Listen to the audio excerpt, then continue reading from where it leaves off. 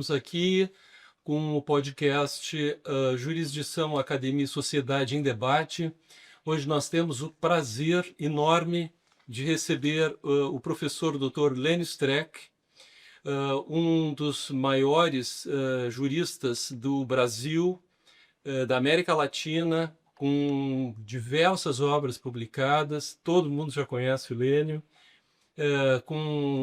Conhecido fora do país, na Europa, colega com um trabalho imenso, já de muitas décadas, colega que eu tenho uma enorme admiração por ele, e devo dizer, inclusive, que o meu próprio trabalho de mestrado foi inspirado a partir das obras do professor Lênio. O professor Lênio Streck foi quem me introduziu na filosofia, eu digo, a culpa é dele. A partir de uma obra dele, o que é isso, Decido Conforme a Minha Consciência. E eu já, na ocasião, já magistrado há algum bom tempo, eu li aquilo e realmente mexeu comigo. E aí ali foi, digamos assim, o gatilho, né, que me conduziu para a filosofia.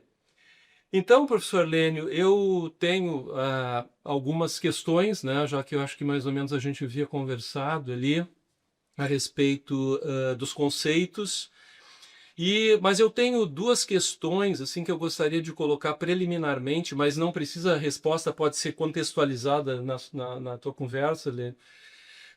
Primeiro, como é que fica num país como a nossa tradição continental europeia, que é uma tradição da civil law, uma tradição escrita, como é que fica nós, juízes, as decisões judiciais dentro dessa perspectiva dialógica, dentro do direito assim dito liberal, né? A partir digamos assim, de Locke, Montesquieu, essa influência, existe espaço para dialogicidade dentro da nossa tradição?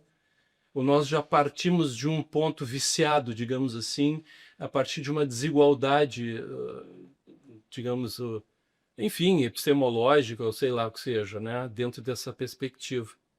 E a outra questão que eu gostaria de colocar, né, para ti, Lênio, assim, a respeito, nós ainda, juízes brasileiros, decidimos conforme a nossa consciência? Bom, Som, obrigado pelo convite, Conrado, e todos os nossos telenautas, né? Saudação. Essas são perguntas assim, de milhões de códigos, milhões de livros, milhões de dólares, porque a, a nossa perspectiva, né, de direito a partir do civil law, ela obviamente ela paga o pedágio para a nossa história, né? Porque tem uma série de orientações de mestrado e doutorado sobre isso, de como o século XIX e o século XX, né, como se tratava o direito, e os mais velhos, como eu, antes de se lembrar, como era o direito antes de 88. Então, essas questões que nós discutimos hoje, elas não se colocavam. Tinha duas grandes perspectivas. De um lado, se tinha um certo textualismo, digamos assim, um certo exegetismo, um exemplo, digamos assim, Magalhães Noronha. Sim. Interpretar a lei e desvendar o sentido unívoco da norma. Isso é um Magalhães que era uma postura, digamos assim, positivista clássica, naquele sentido textualista, coisa já superada hoje. E o outro, uma perspectiva realista. Por exemplo, Tourinho Filho, talvez, no sentido de que o direito é mais jurisprudencial, o direito é o que os tribunais dizem que é. Com a Constituição, esse pedágio passou a ser mais caro, na medida em que, desta vez, nós abandonamos muito mais uma perspectiva civil law e nos atiramos nos braços de uma jurisprudencialização. Mas isso foi acontecendo, acho que não é uma coisa planejada, porque veio a nova Constituição. O que vamos fazer com a nova Constituição? Aí, inclusive, começaram as lendas urbanas, né? Eu briguei muito nos congressos, tempo que ainda existiam grandes congressos na República, né? Hoje essas coisas já não são mais assim, mas eu me lembro, o Luiz Flávio Gomes, de saudosa memória, não concordava com as coisas que ele dizia, mas ele era muito simpático, então ele era um cavalheiro, então ninguém conseguia brigar com ele. Mas eu me lembro que uma das coisas que ele saía dizendo, e responde um pouco essa questão, da nossa herança, da nossa perspectiva de débito epistemológico, débito de compreensão. Ele dizia assim: quero comunicar uma coisa. Os nossos telenós vão se lembrar disso. Quero comunicar uma notícia. O juiz Boca da Lei morreu. E agora nasce o juiz dos princípios. Entendeu? Aqui está o ponto zero da pandemia. Ali se deu. Por quê? Primeiro, o juiz Boca da Lei nunca existiu. É difícil localizá-lo. Eu tenho pesquisas assim muito fortes sobre isso, de tentar localizar. O judiciário mesmo não usava isso, enfim, mas tinha, digamos, um imaginário de uma tradição civilista francesa que vinha do Code. Isso, exato. Então, aí morreu então esse cara. Morreu porque a nova Constituição decretou a morte do juiz. O que uma coisa tem a ver com outra, ninguém sabe, mas isso se espalhou. E nasceu o juiz dos princípios. O que seria o juiz dos princípios? Ora, o primeiro erro dessa história toda é que, se nós temos uma nova Constituição, nós temos que correr atrás de efetivá-la e não continuar com o protagonismo. É bom saber, por exemplo, que antes da Constituição, digamos anos anteriores, na década de 80 e 70 e 80, nós podíamos dizer assim, grosso modo, o Estado era mau, entendeu? A lei era ruim, porque havia uma ditadura militar. E essa é uma questão política. Então, o que faziam os críticos? Buscar os juízes. Os juízes eram os caras, e por isso o direito alternativo, porque eram realistas, né? No sentido do juiz é que faz a lei. Sim. Então, quando você tem uma estrutura ruim, o que você faz? Você faz a aposta no bom juiz. Ele é o cara que pode salvar isso. Ok. Quando passa isso, vem com a nova Constituição, porque a Constituição botou tudo o que nós queríamos. Aí, se tem tudo isso na estrutura agora, por que eu preciso continuar a fazer ativismos e acionalismos se agora basta cumprir, digamos assim, brincando um pouco, fielmente até na letra da lei, a Constituição?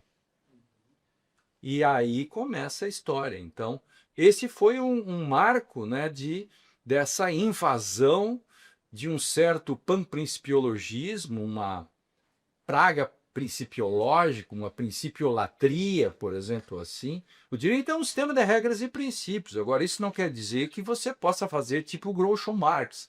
Eu sou um homem de princípio, mas se você não gosta desses, eu tenho outro. Então, aqui. Então, claro que princípios não. Aí começaram a inventar princípio da afetividade, princípio não sei o quê. Isso não é um supermercado principiológico. Isso, um supermercado principiológico. Então, o resultado disso, nós pagamos o pedágio. Por quê? Porque isto foi crescendo e hoje nós vivemos uma crescente e forte jurisprudencialização. Isto é um fato muito forte, Conrado.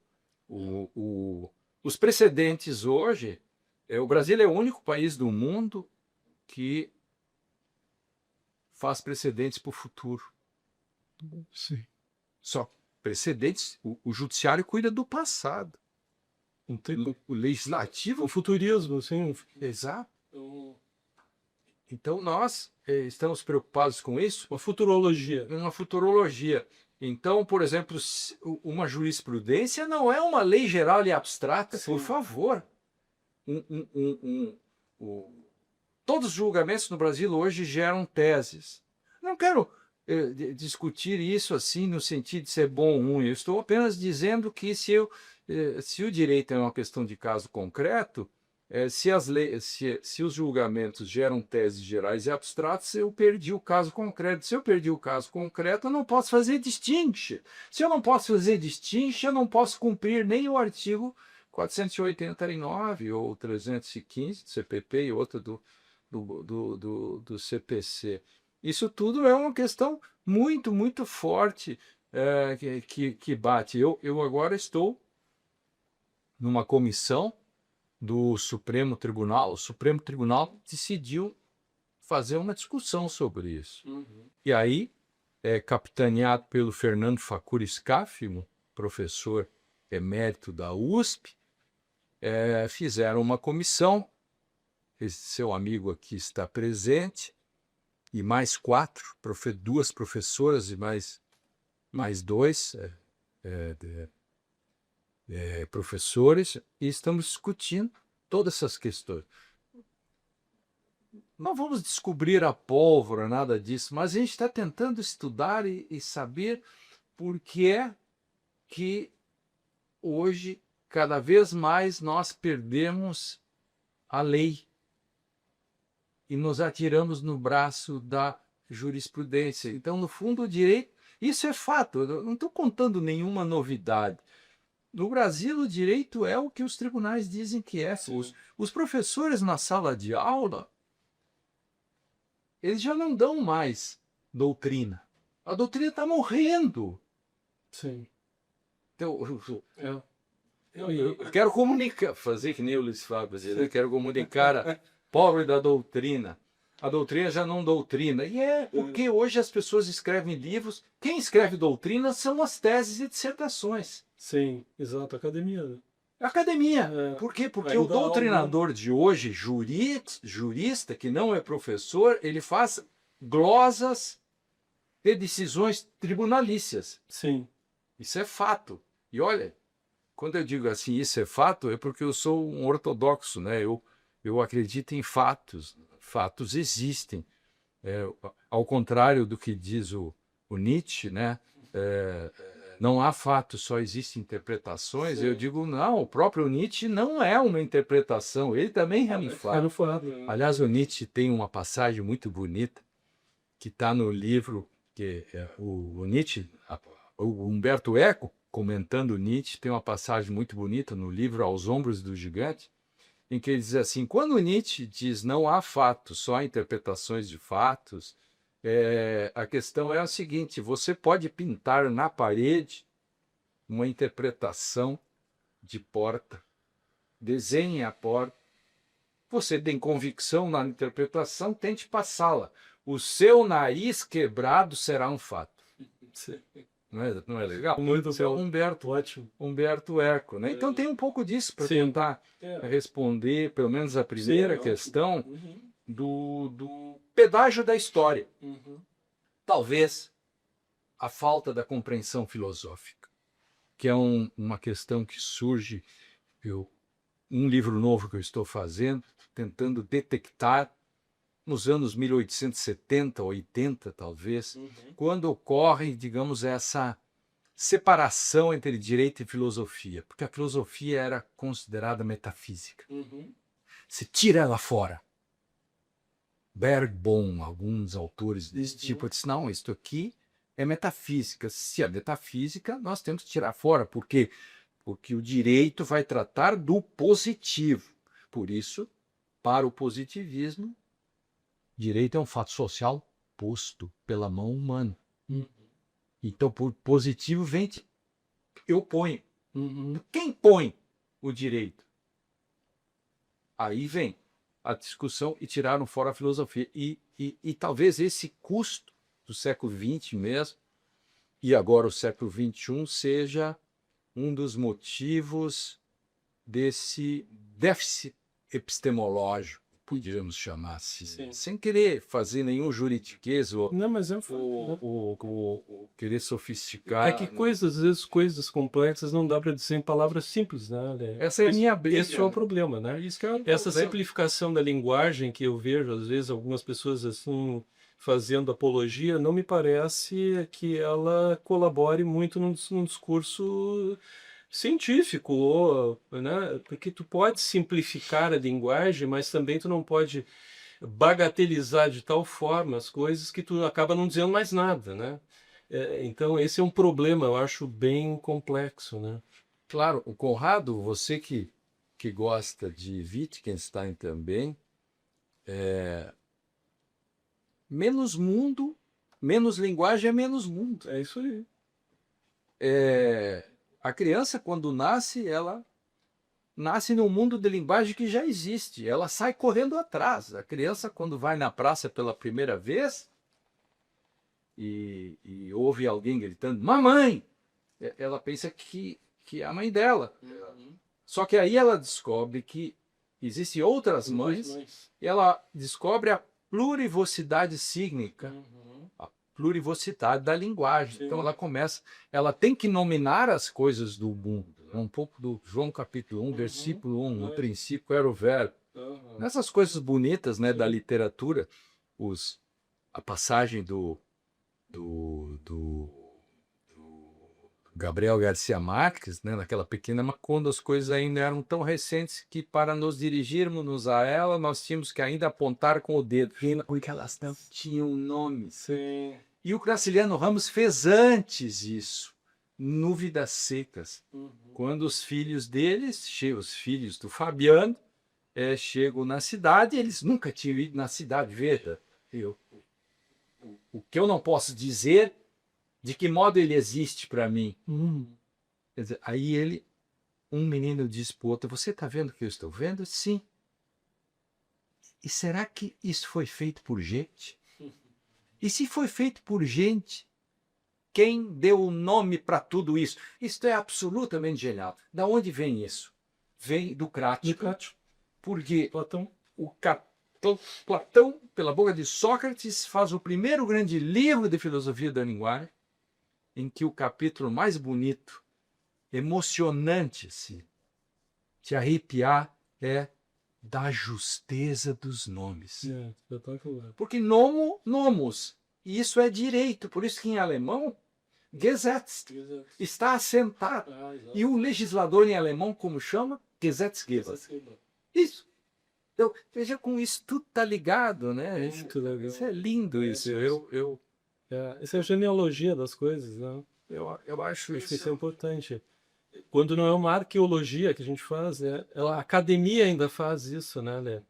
Eu acho que talvez um dos problemas do direito seja essa simplificação de tudo. Mas isso faz parte. Eu digo até, é uma pasteurização de tudo. É a falta da filosofia, nesse caso. Só que isso que me levou para a filosofia. Fui fazer mestrado, doutorado, pós-doc. A partir desses, eu sempre, não que o direito não ofereça essas perspectivas assim profundas, mas eu achei talvez que saindo fora da casa eu podia examinar melhor a casa. Foi um dos pensamentos assim que me foi isso que aconteceu. Culpa tua. Isso me aconteceu há muitos anos, né? E também determinados ramos da filosofia que fazem com que você compreenda essa dimensão toda, né? Porque a hermenêutica, por exemplo, né? O Gadamer e Heidegger, Wittgenstein, todas essas são eles que abrem esse mundo, né? Quando se fala em simplificação da linguagem, você querer dizer coisas simples, fenômenos simples, com linguagem simples, é natural. Agora, fenômenos complexos exigem linguagens complexas, porque linguagem e pensamento é a mesma coisa, está interligado. Então, se eu não tenho a linguagem, eu não tenho pensamento. Então, esse é o problema hoje da informação, né? O T.S. Eliot tem uma frase: o que fizeste com a informação que não foi transformada em conhecimento, que não foi transformada em saber e nem sabedoria.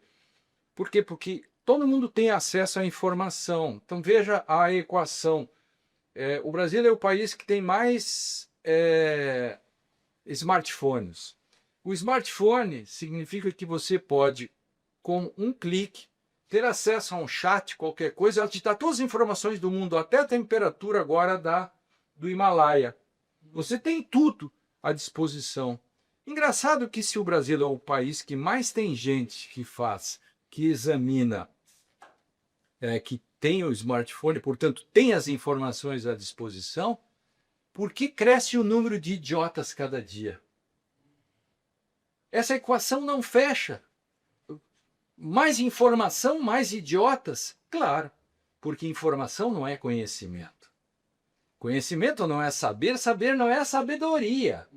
Então é isso. Na base da pirâmide, digamos assim, estão todas as pessoas que têm informações. Qualquer idiota tem informação, é só ele apertar um botão.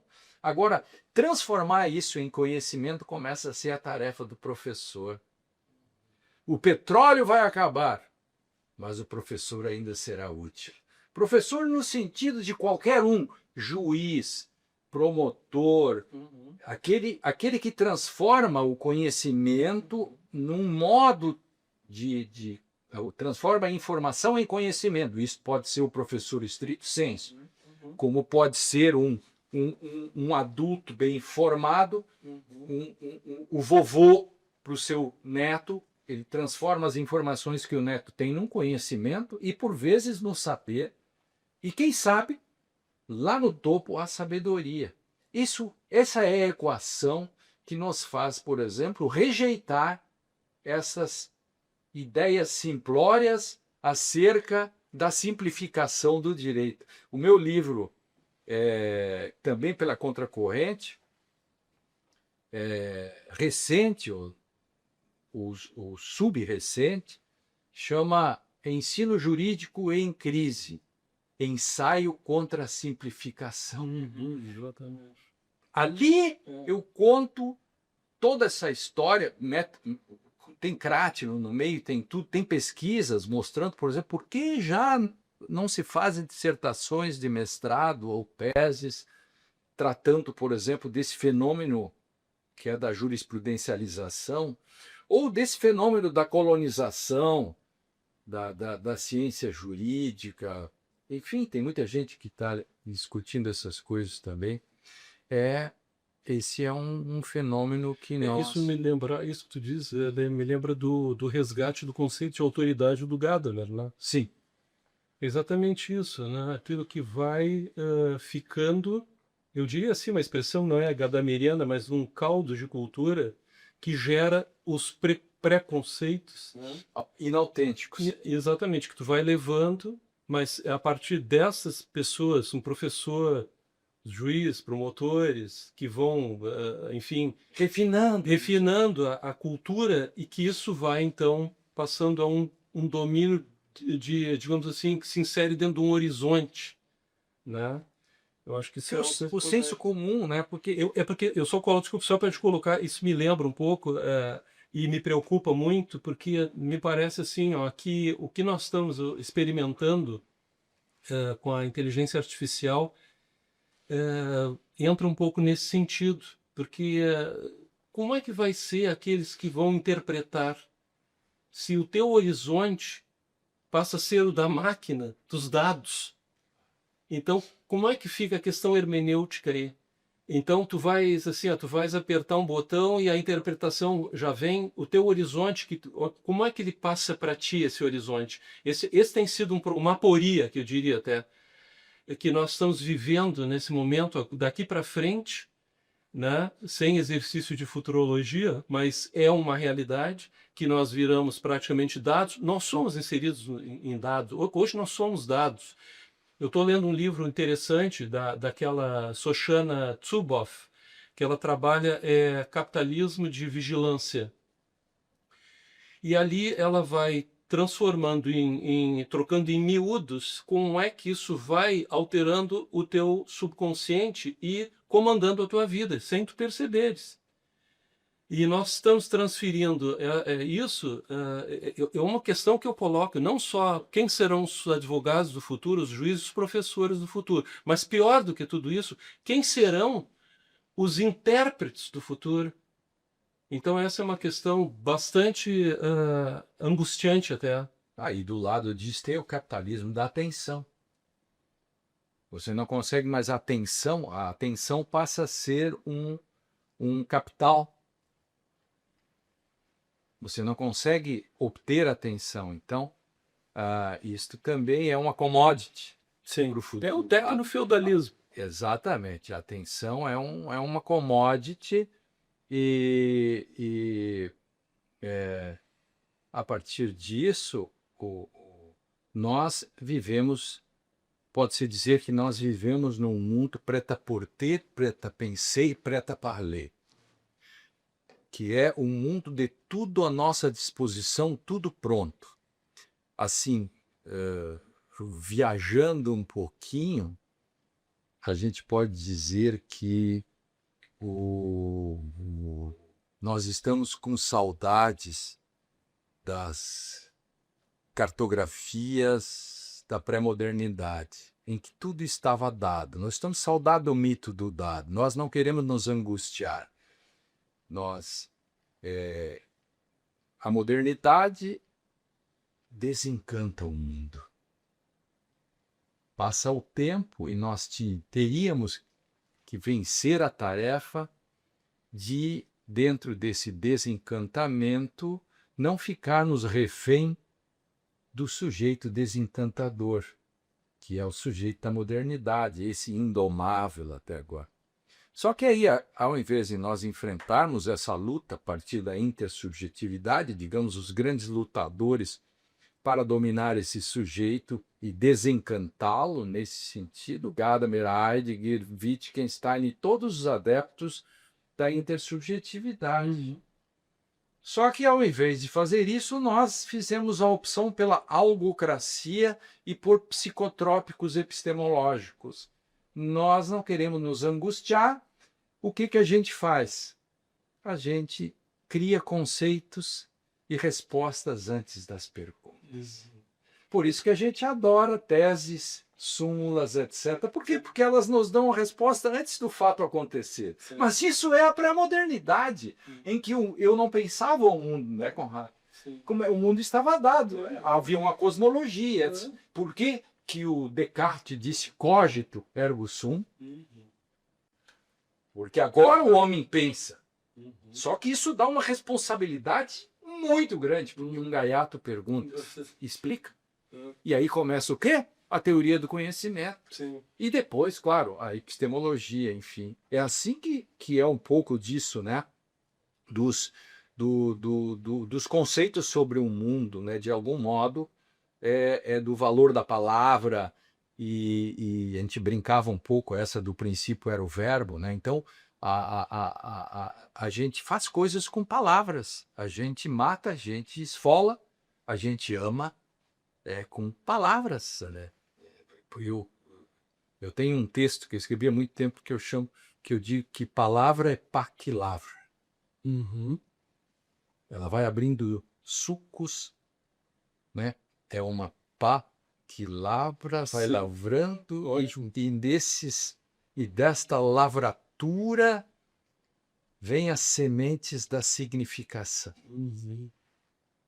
E isto começa a alargar o meu mundo, né? Essa é a questão. Então, aí entra Gadamer e tal, o ser que pode ser compreendido é linguagem. E a contrário senso, se você não compreende ele não existe naquele sentido. Pode ser qualquer coisa. Essa é a, o que são, o que é uma coisa. O Heidegger tem livros sobre isso, e da justeza dos nomes lá que os pré-socráticos já tinham toda essa preocupação. O John Austin tem o livro, né? Como fazer coisas com palavras. Acho absolutamente genial, porque ele nos lembra que quando as pessoas discutem liberdade de expressão, elas não se dão conta que eu não posso dizer qualquer coisa sobre qualquer coisa. Se eu grito fogo no meio de um monte de gente, eu mato. Dizendo fogo. Então, a gente está no mundo e diz as coisas por uma linguagem locucionária. Eu digo, tempo está bom. Né? Ilocucionária. Como eu vou me comportar com relação ao tempo. E terceiro, está chovendo, eu imediatamente acho, vou me abrigar. Palavras, eu faço coisas com palavras. Quando o juiz decide, ele está fazendo um ato perlocucionário. Uhum. Padre diz, declaro-os marido e mulher. Palavras e fazendo coisas. Então nós fazemos coisas com palavras. É ação, né? Isso é ação. Palavra é ação. Né? Então isso autores importantes, né, como o Gadamer e tantos, e o outro francês que eu esqueci o nome agora. Ricoeur, claro. Tem inclusive um livro com esse nome. Então, isto é uma questão da linguagem, de como nós nos colocamos no mundo. Né? Eu pergunto, quantas pessoas estão presas hoje no Brasil porque no processo foi mal utilizado o conceito de ponderação? Mas é só um conceito. Quantas pessoas perderam sua propriedade, seus direitos no processo judicial? Porque na sentença foi utilizado um precedente persuasivo que inventaram, e é um conceito inventado, mas que é um conceito equivocado, vamos supor. Quantas pessoas perderam, mas perderam propriedades, liberdades, etc., por uma coisa chamada súmula 7, que está em cima de um conceito antifilosófico.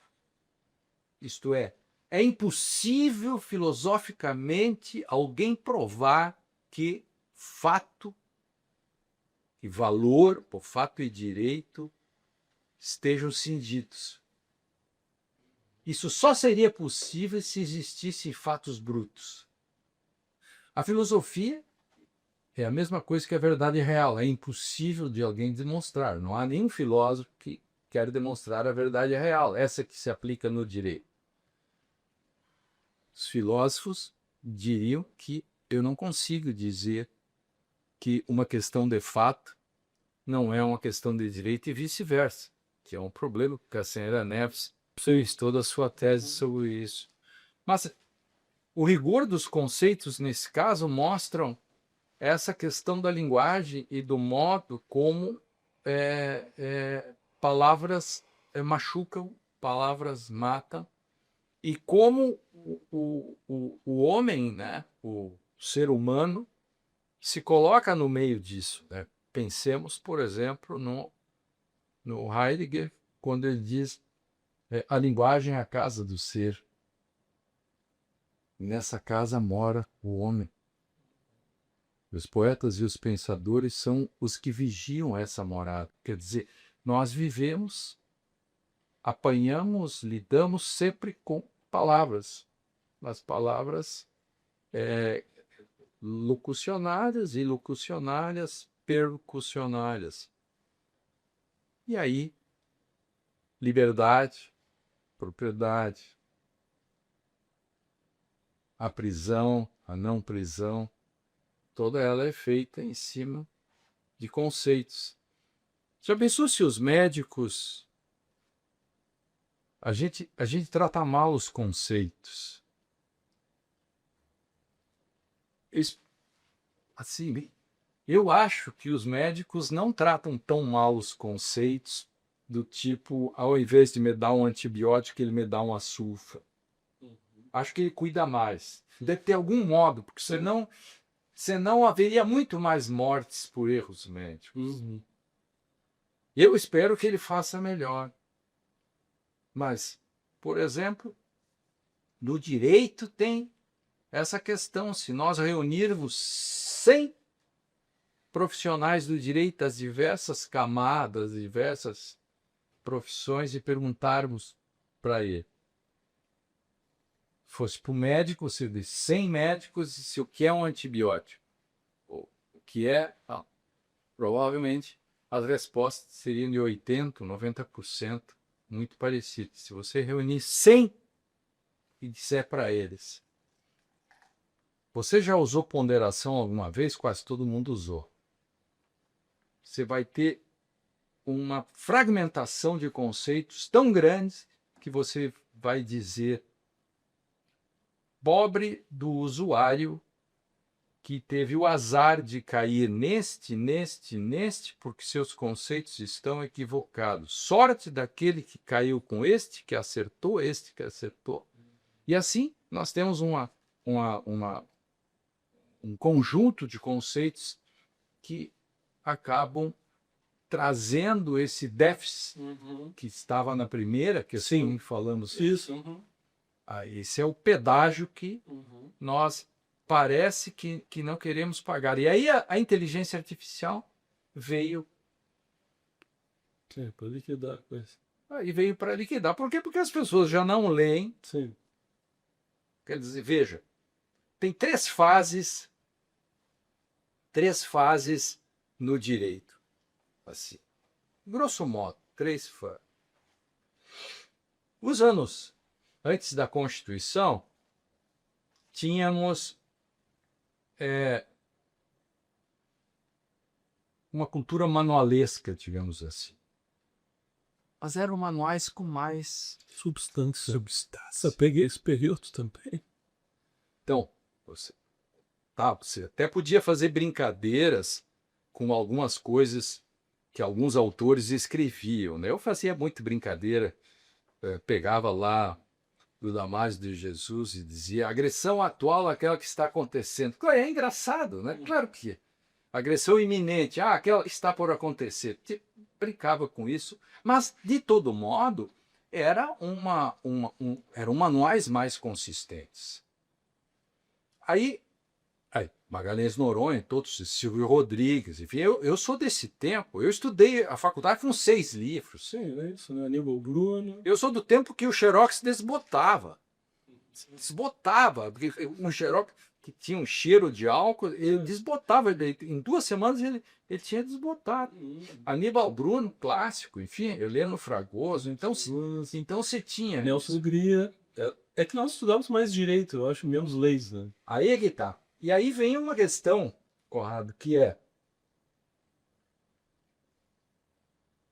agravar esse quadro no sentido para o bem. Se os manuais tinham mais densidade, você tem que entender que eram manuais que eram feitos com máquina de escrever, sem computador, sem pesquisas de internet, sem mestrados e doutorados que começaram a proliferar nos anos 2000 para cá. Eu estou falando de livros de 70, 80. Atenção, isso é muito importante. Acho que Isto ainda não foi dito desse modo. Então, é um pouco das pesquisas que eu estou fazendo para o novo livro. Aí veio, essa é a primeira fase, aí tem a segunda fase. A segunda fase é pós-constituição. Ficamos todos deslumbrados. A história, morreu o juiz, boca da lei, coitado. Aí nasceu o juiz dos princípios.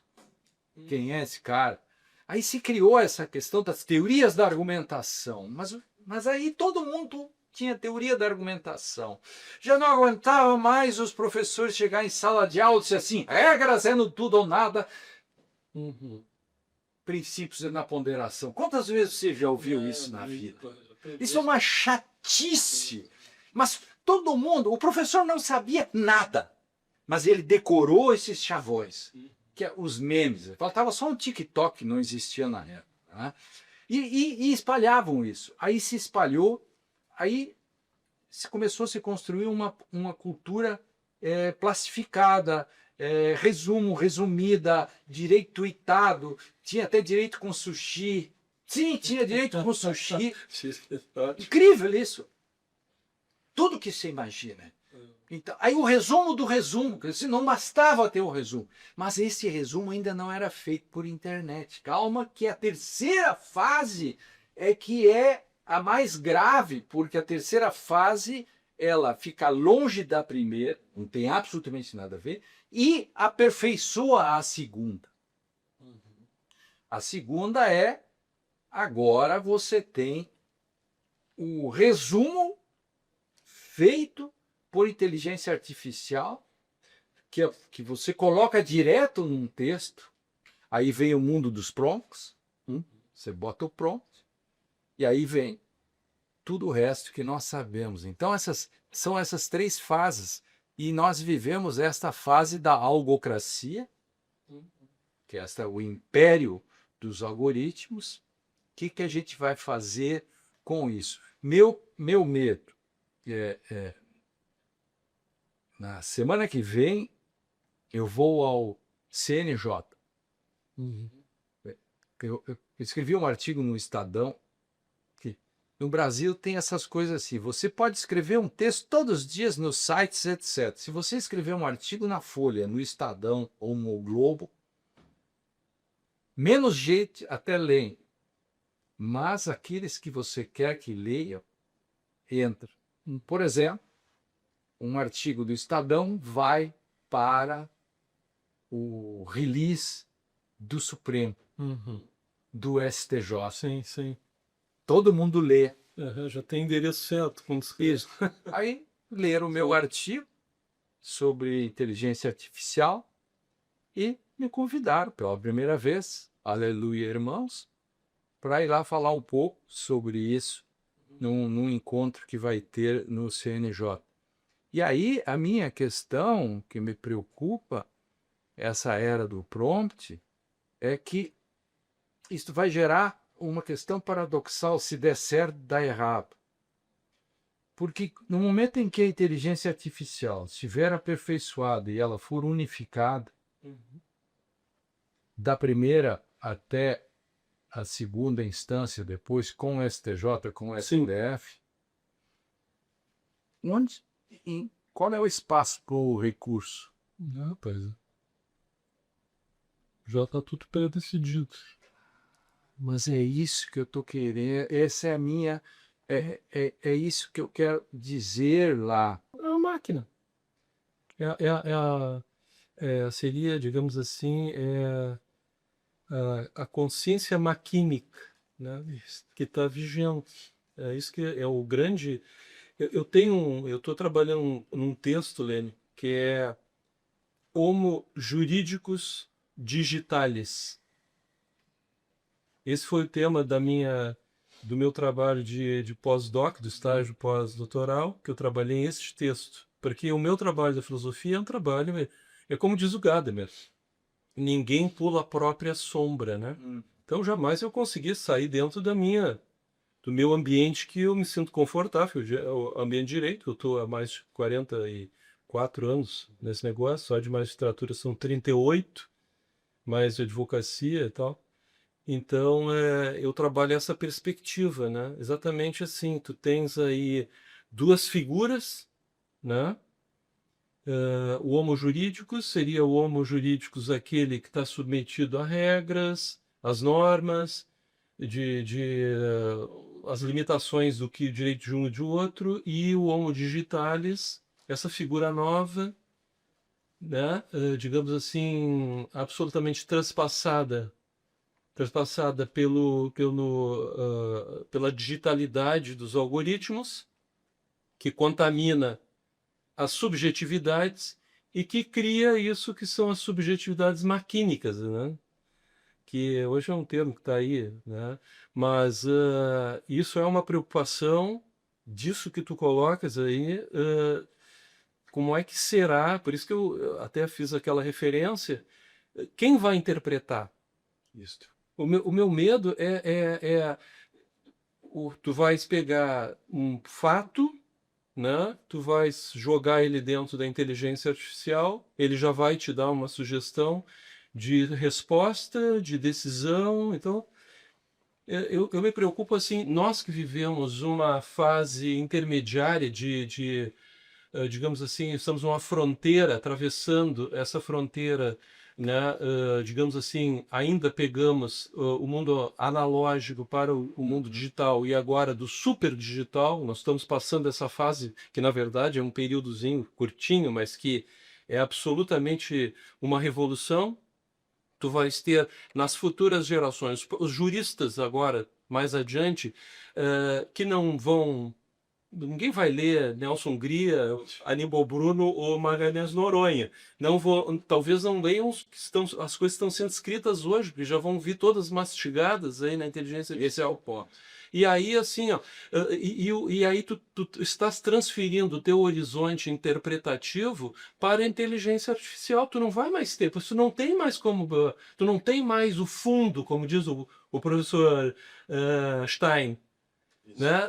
Tu sabes que é uma figura que ele traz sempre nas obras dele, tu que é muito amigo dele há tantos anos, né? E é sempre as obras dele, né? Quando ele trabalha essa questão do fundo, né? Desse fundo, da onde vêm as coisas, né? Isso. Então A questão do fundamento sem fundo, abgrund. exato, né? Então assim, como é que serão esses novos juristas a partir de que base, de que horizontes que eles vão trabalhar, aonde que estarão, como o Gadamer resgata o conceito de autoridade a partir digamos, da sabedoria e não dos dados, como né, fixaste bem ali. Quer dizer, a partir do que nós vamos interpretar o mundo se toda a nossa capacidade foi transferida? Porque vai ser muito mais fácil tu pegar. E é desafiador, porque tu pode escrever um texto hoje e tu joga e pede para a inteligência artificial escrever um texto exatamente dentro do que tu queres e ela vai trazer um texto assustadoramente bem escrito. Assustadoramente. Tem toda a razão. E veja, a modernidade se faz. O homem moderno tinha angústia, mas não sabia que tinha. Isso é um problema, que você tem angústia, mas não sabe que tem, porque você não tematiza, não sabe que tem, você não sabe que não sabe. E aí, veja, as pessoas se matavam e tal, não sabiam tematizar a angústia. De que picar para cá, que essa questão passou a ser tematizada pela linguagem. Freud, Heidegger, todo mundo foi trabalhar isso, pela linguagem. Então, a angústia passa a ser tratada, a angústia passa a ser tematizada. Mas esta era, esse salto que se deu, esse é um salto em que se quer evitar a angústia.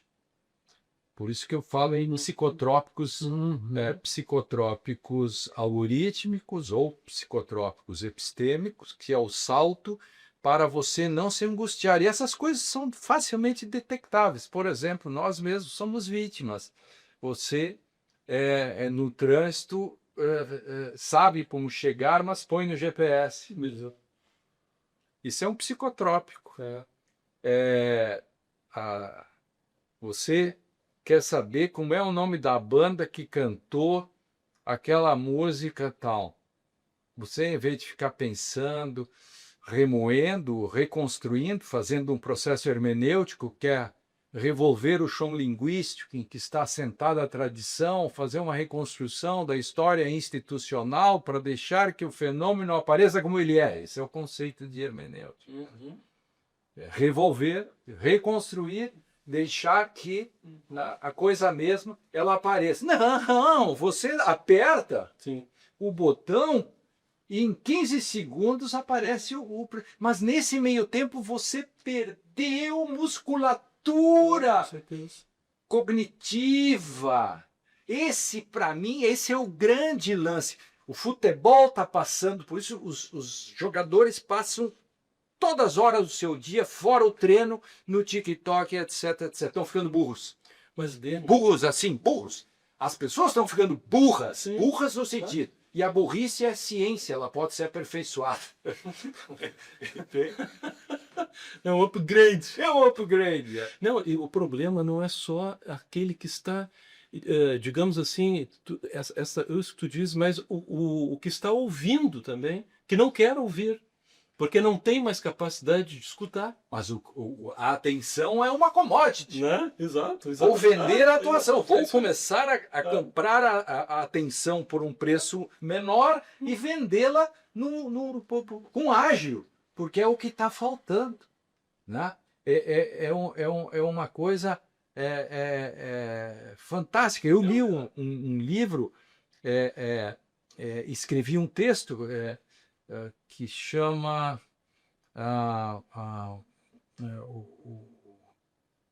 o roubo da atenção. O roubo da atenção. E ele fez uma experiência Sim. de ficar sem celular por um período. E aí ele conta toda a história da angústia que ele passou de ficar sem celular. A coisa engraçada é que no início ele já teve uma dificuldade para encontrar um celular que só fosse celular. Sim.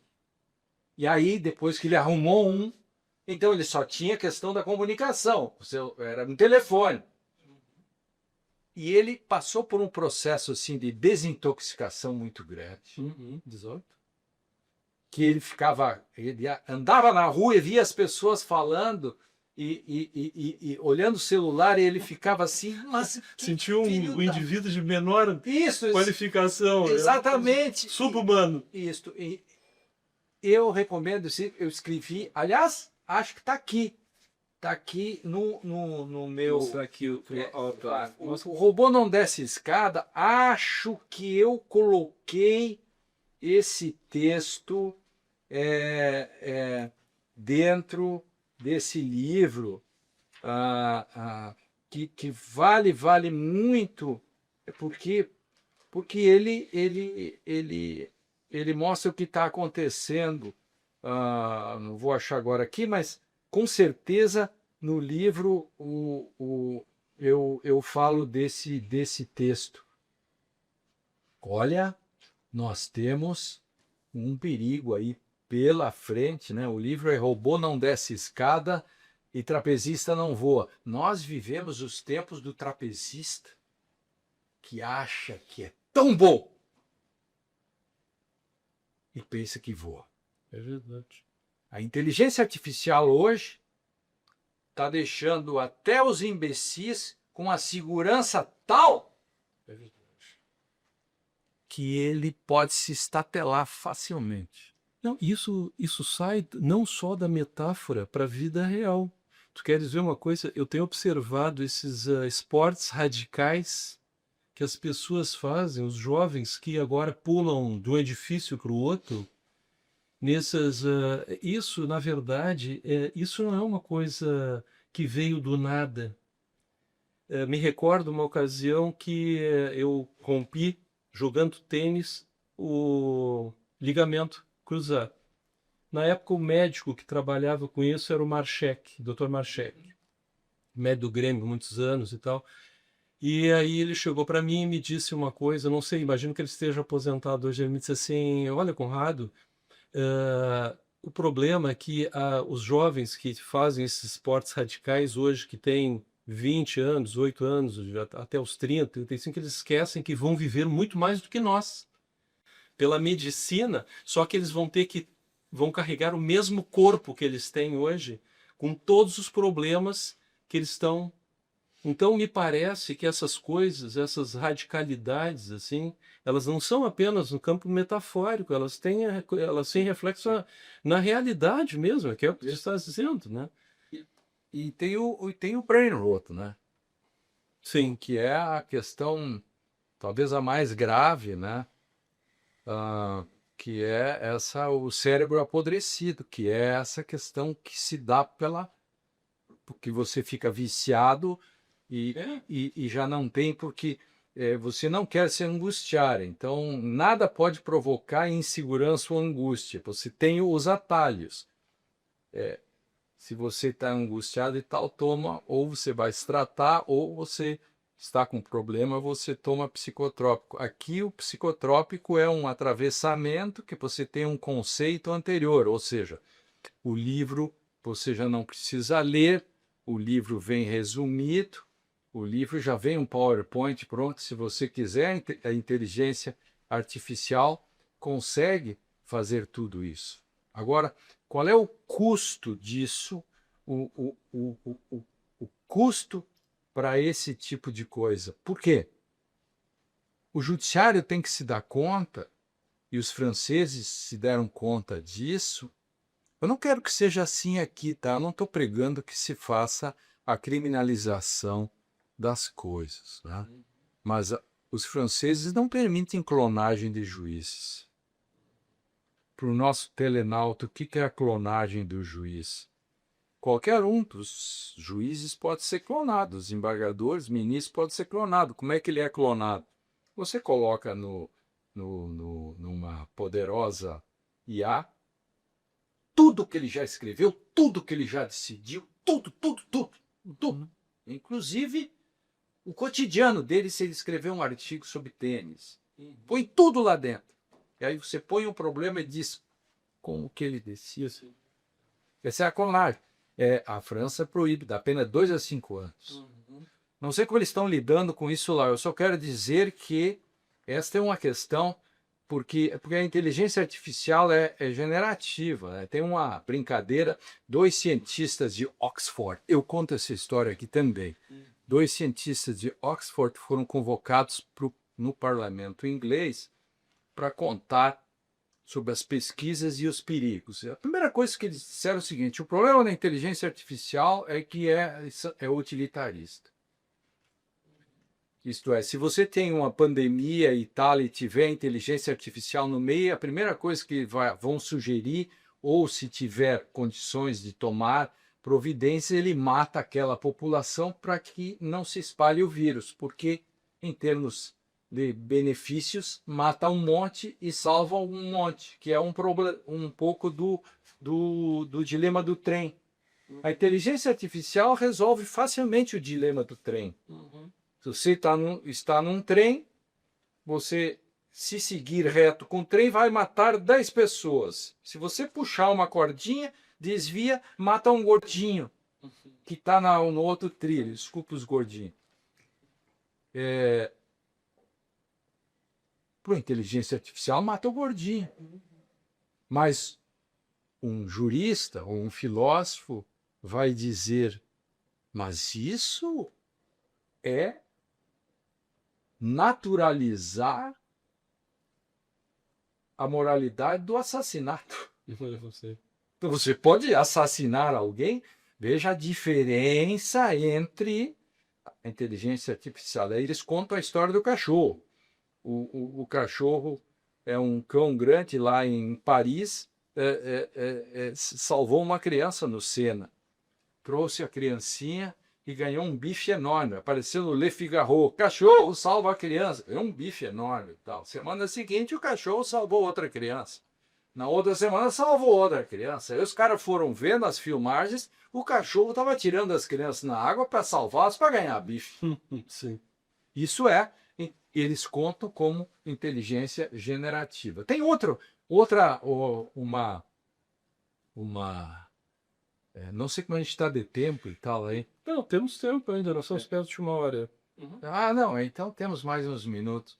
Tem outra história interessante que também os cientistas de Oxford fizeram, que é juntaram todas as informações, clonaram o mundo até 1633. Tudo. Mas parou ali. Ou seja, não tinha uma informação a mais do que 1633. Essa é a clonagem. Aí perguntaram para o robô: e se alguém aparecesse e dissesse que a Terra não está parada, que o Sol é que está parado, que a Terra é que gira, como seria classificada essa pessoa? E a inteligência artificial disse assim: um louco, desvarido.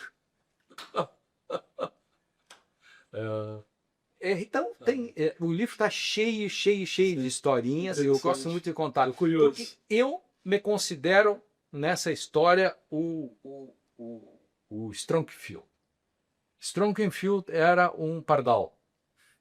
Isso está numa história chamada a história da inacabada dos pardais, ou a Sinfonia Inacabada dos Pardais. Os pardaizinhos, os pardais, no final da tarde, chegaram em casa e sentaram na varanda, lendo. Uns fumavam charutos, outros tomavam um bom uísque, as criancinhas brincavam, os velhinhos faziam coisas, jogavam carta, e estavam todos os pardais ali. Velhos, novos, lá. Outros pardais namoravam, enfim. Aí um pardal, entediado, disse: olha, temos que fazer mudanças aqui. Por que a gente não traz corujas aqui para dentro? Olha as vantagens das corujas. Ajudar os velhinhos, cuidar das crianças, ler historinhas, ajudar nos serviços. As senhoras pardais ser ajudadas por corujas. E o cara assim: muito bem, gênio. O velho Strongfield, caolho, manco, saiu assim e disse: não seria melhor adestrar primeiro essas corujas? Não, pessimista, ludista. Ludistas são aqueles que querem destruir máquinas, né? Ludista. Você é um atrasado. Você é daqueles que, quando inventaram a luz elétrica, você estava fazendo passeata contra porque vendia vela. O velho Strongfield disse: tá bem, não falo mais. Trouxeram as corujas. As corujas comeram os ovinhos, mataram os filhotes, mataram todo mundo, acabaram com os pardais. E o velho disse: eu avisei. Sempre quando tem um novo, teste primeiro. Esse é o meu recado para os adictos da inteligência artificial. Eu não sou um ludista. Sim. Não quero destruir máquina. Eu adoro tecnologia. O meu carro é uma maravilha. Sim. O carro anda sozinho praticamente, mas eu não abro mão de dirigi-lo, porque esse é o meu prazer. Eu não quero a volta do lápis. Eu tenho um bom computador. E eu acho que, se eu precisar, digamos, procurar rapidamente, ao invés de eu sair de livro em livro e saber o que o Conrad escreveu, eu ponho lá e vai me ajudar a dizer assim: vá no texto tal que o Conrad escreveu tal coisa e tal. O que o Gilmar Mendes disse. Eu vou procurar tudo que o Gilmar Mendes disse. Essa é a tecnologia que já existia antes dos robôs. Isto é ótimo. Agora, dizer: condena esse, tira esse. É outra coisa. A era dos prompts, aí temos que chamar o velho Strongfield, né? Field, que é o por isso que se diz, né, que o diabo sabe mais por velho do que por diabo, né? Então tem um pouco disso. Então não, são coisas que eu me preocupo muito, né? Muito, muito e, enfim, tento cada dia escrever um pouco. Então um pouco a gente vicia nisso também, né? Mas eu acho que isso é Escrever. fundamental, né? Eu acho que a questão toda é tu teres isso já presente especialmente nós, na jurisdição, nós temos isso presentes, porque o que acontece? Tu simplesmente pega um processo, joga dentro da inteligência artificial e diz, resume para mim. Não dá. Como é que você vai acreditar nesse resumo? Não sei. Porque do resumo, o que é um resumo? Um resumo é que não deixa nada de importante fora. Onde ficou uma coisinha fora, o resumo não vale. Não, exato, uma palavra muda tudo. Uma palavra, conceitos, palavras, chove. Não, e o problema, Lênin, eu acho que tu colocavas ali o grande problema disso também, por mais que nós tenhamos assim uma inteligência artificial absolutamente espetacular, sempre vão existir muitas pontes lógicas onde os fatos ficam perdidos ou não existem, né? Tu cria muitas pontes lógicas, entende? Tu cria. É isso que ela faz, porque isso é matematização do mundo. Isso aí são bytes. Né? Exato. Isso é um princípio científico, né? É matemática. Ao fim e ao cabo, o que tu tens é isso. Claro. Dados são matematização do mundo. Nós não somos assim. Não é essa a nossa. A existência não é matematizável desta maneira, né? Eu acho que essa é uma grande questão, assim, de que eu tenho medo na jurisdição são assim, ó, eu sempre tenho medo das totalidades, né? Da coisa da totalidade. Tu tem assim, olha, isso aqui vai te apresentar um resumo perfeito. Então o mundo está fechado naquele caso. Não, não está. E não adianta dizer que você vai conferir, porque se você vai conferir, podia ter feito mesmo. Exato. Eu vi outro dia um processo, um processo que uma pessoa muito querida minha trabalhou no mesmo segundo, com a mesma juíza ou juiz, lançou no sistema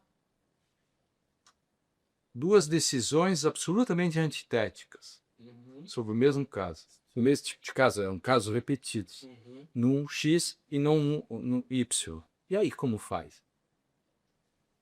É inacreditável que isso se faça. Agora, nós sempre, digamos assim, somos tentados, né, pelo novo, né? Um pouco de uma síndrome de caramuru tecnológico. O caramuru dá um tiro, vira Deus. Então, nós temos muito assim do Deus ex machina, nessas coisas todas. Mas a literatura, por exemplo, ela nos avisa. A literatura, a gente não sabe ler os sinais da literatura. Então, veja que o Gulliver, as aventuras de Gulliver de 1748, ali ele está preocupado com a relação de palavras e coisas. Gulliver era um moderno. Então, com Cervantes e tanta gente. Aí ele faz uma suprema ironia ou sarcasmo com Gulliver frequentando a Academia de Ciências de Lagado, da Lapúcia, ou como que. E aí 2 cientistas foram premiados. Veja como essas coisas são distopias que a gente deveria saber ler. O primeiro cientista disse o seguinte: não podemos. O primeiro cientista inventou a linguagem simples.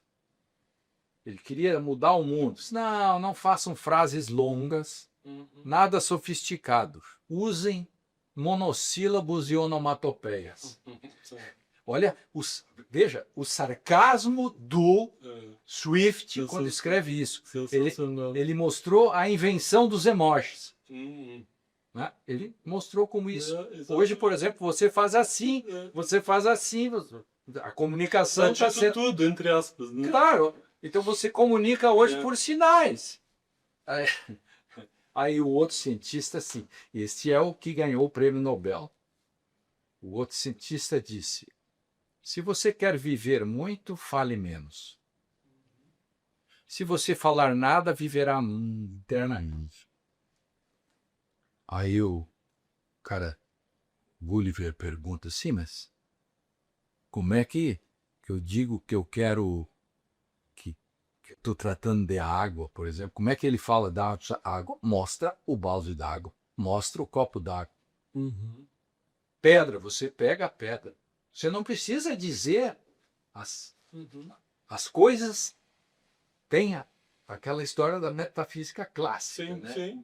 Olha a crítica que o Gulliver fez, né?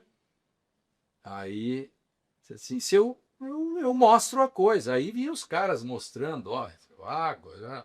Aí um gaiato lá te consta que perguntou: elefante. Não tinha elefante na ilha, lascou a linguagem dele. Nós temos um pouco essa história de cadê o elefante na inteligência artificial. As críticas que são feitas na literatura, por exemplo, por Swift e tantos outros, a gente deveria prestar atenção nisso. Até por uma questão egoística, de sobrevivência. Quer dizer, pelo emprego que você tem para não perder e pela função e por aquilo que você conquistou. Então, por exemplo, você leu 100 livros, você sabe um monte sobre um monte de coisa. Aí veio um menino, ele dá um prompt, uma boa inteligência artificial,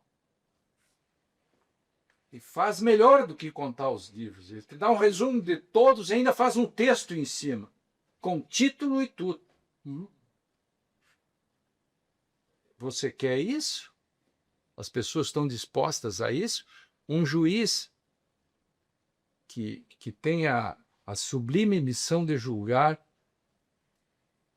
ele quer terceirizar isso? Mas ele aceita terceirizar? Decidir a vida dos outros e a propriedade dos outros. Este é um ato de responsabilidade política. O que é mais importante do que julgar, a questão do julgamento? Não, tem. Exatamente. É uma das grandes questões. Claro. Veja, eu gosto muito das passagens bíblicas, né? O Abraão enfrenta Deus, né? Está lá em Gênesis 23 ou 24, né? Diz assim: o Senhor que é o juiz de todos, o Senhor vai descumprir suas próprias decisões, porque ele queria matar todo mundo em Sodoma e Gomorra. Quer dizer, na verdade matou mesmo. Os anjos foram lá. E aí, mas o Amos Oz escreve sobre essa parte e diz que, no fundo, Deus foi o maior constitucionalista, o grande constitucionalista. Porque, por uma razão simples, Abraão enfrentou ele, botou ele contra a parede e Deus não fulminou ele com um raio. Sim. Porque ele mesmo, Deus, sabe que ele não pode desobedecer os seus próprios mandamentos. Então, isso é um pouco do ato de julgar. O ato de julgar. Quer dizer, eu vou terceirizar isso. Tá bom. Tem responsabilidade. Quem é a responsabilidade? Isso. Alguém sempre vai ter que ter um responsável. Exatamente. E o ato de julgar não é um ato de escolher. O computador escolhe. Ou você escolhe por ele e está um prompt, que é a mesma coisa. É que a decisão tem que ser fruto de um processo que você não sabe antes ainda. Eu não decido e depois fundamento. Se eu fizer isso, eu fiz algo que filosoficamente é impossível de comprovar. Quer dizer, eu atravesso o abismo gnoseológico do conhecimento, chego do outro lado e depois volto para construir a ponte pela qual eu já passei. Eu chamo isso de dilema da ponte. Essas... Quer colocar mais uma coisa, Lene? Vamos encerrando? Vamos encerrando, é isso. Espero contar com a tua presença mais vezes aqui no Claro, nosso eu podcast. adoro isso. É um prazer te receber aqui na casa. Eu gosto muito desses espaços assim que a gente possa fazer bons diálogos e tratar das grandes questões contemporâneas, né? As questões que angustiam. A angústia é a condição de possibilidade de uma vida melhor, uma vida autêntica. A gente tem que ter isso, né? Então, tratar dessas questões significa apenas mostrar que nós estamos condenados a interpretar. É isso aí. Nós fomos inapelavelmente condenados a interpretar. Sempre interpretamos, quando em qualquer momento nós estamos interpretando. E essa é uma questão que vem desde a mitologia, né, do modo como nasce Hermes, de como na modernidade a hermenêutica vem por uma questão de controlar a religião, direito, a arte grega, as filologias, e como nós chegamos aos nossos dias. Então, cada vez que eu falo sobre alguma coisa, eu faço essa antropofagia, assim, da literatura que eu mergulhei. Eu gosto muito dessas coisas assim, de podcast, porque eu ancorei durante 12 anos o programa Direito e Literatura da TV Justiça. Tive a honra de ser convidado, estive lá conversando com vocês. Estiveste com a gente, e aí com a troca de... Isso foi indo, né? O primeiro foi o Gilmar Mendes. O Gilmar Mendes, em 2010, viu um programa, e encontrei ele num congresso e ele disse: quer trazer esse programa para a TV Justiça? De quando, que horas? Vamos discutir logo isso. Ele chamou o assessor dele e disse assim: ó, esse programa é muito bom, bota ele lá. Dá um jeito de pôr ele na grade. Sim. Não importa como. Aí o cara disse: tá, semana seguinte nós já mandamos a primeira fita. Na época não tinha esse negócio de ficar mandando assim, tinha que mandar uma fita. Sim. Dava-se de ir pro correio, isso era um trabalho bárbaro. Tinha que gravar, assim, lá, sabe onde é que era, na Unicinos, e 12 anos eu apresentei. Lamentavelmente, o programa acabou porque o ministro Fux, quando era presidente, por razões que eu não sei, não importa, terminou o programa. Bom, a partir disso eu fiz carreira solo, né, digamos assim. Comecei a cantar nos bares, sozinho, Que bom, né? com um banquinho, Ótimo, fazendo acústicos por aí. Muito bom. Então, todos muito... Não, mas foi uma repercussão enorme, né, Lene? Sim, nós fizemos mais de 300 programas. Então, tudo que se imagina, dá um livro aí, nós trabalhamos. Então, isto existencialmente, para mim, foi maravilhoso. Assim, por exemplo, eu hoje, às vezes, nas aulas de doutorado, eu posso ficar falando da história do direito, tudo isso a partir com Shakespeare, por exemplo. Cervantes, enfim. Sim. Então, eu sou ousado. A vida está ali dentro. Eu fui a Madrid e contei coisas sobre o Cervantes que o pessoal não tinha pensado ainda, né? Que eu peguei o texto, um pedaço do Cervantes que é a novela de um curioso impertinente, aí fiz uma análise da modernidade em si, quer dizer, sou metido também com esse negócio. Então eu adoro isso, adoro mesmo, e acho que a literatura e a filosofia, e isso está tudo junto, né? Não tem separação. A vida está aí, né? vida está aí. Nossa, ontem eu dizia para meus alunos, né? Se você entrar numa máquina do tempo, matar Platão e Aristóteles, vamos estar brigando com paus e pedras. Porque nós somos assim porque houve Sócrates, houve Platão, houve Aristóteles. E mais, nós somos assim porque Descartes tomou cerveja Iu, que é a melhor cerveja do mundo, e disse, cogito ergo sum. Nós somos assim porque teve Shakespeare. Nós somos assim porque teve Freud. Nós somos assim porque teve Gadamer. São paradigmas. E como diz o querido Ernildo Stein, beijo para o Stein, a própria hermenêutica, conforme o livro dele, se tornou um paradigma. Assumiu vida própria. E eu me enquadro nisso, é isso. Maravilha, Lênin. Muito obrigado, Lênin. Muito obrigado. Eu espero contar contigo mais vezes, então, repetindo, né? E então agradecendo novamente aqui ao pessoal aqui que está nos acompanhando, trabalhando conosco aqui atrás das câmeras aí, dando esse apoio. E tenho certeza que os colegas e todo o público que assistindo o nosso podcast Jurisdição, Academia e Sociedade em Debate. Então até o próximo encontro. Muito obrigado.